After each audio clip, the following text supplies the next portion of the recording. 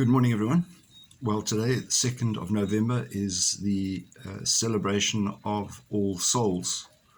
It's around about this time between All Saints and All Souls that we have that whole issue of Halloween, terribly commercialized and celebrated perhaps for all the wrong reasons. It does have its roots in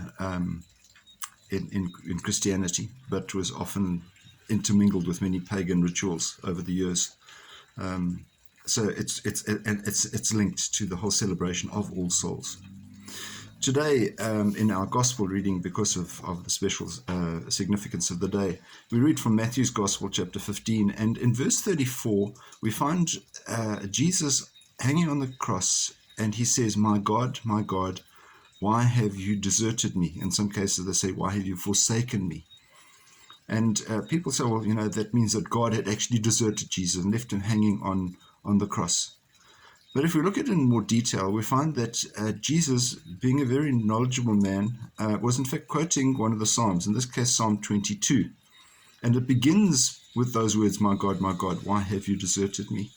But then continues on further on, and it's not just a psalm of anguish, but also a psalm of praise. So Jesus was beginning to say this wonderful psalm, which had everything in terms of the recognition of God the Father. If we have a look at verse 27 of Psalm 22, it says, "All nations will remember the Lord is King." That's a very different slant in terms of God having deserted Jesus. So in terms of reading it in greater depth, it gives us a deeper understanding of just how intimate Jesus was with his Father at that particular time, and in fact didn't feel deserted at all. He was giving recognition absolutely to God, his Father. So today, being All Souls Day, we give special recognition to those souls that are in purgatory. We don't know who they are, but we do believe that purgatory is a time of purification. That's where the word purge comes from, purification.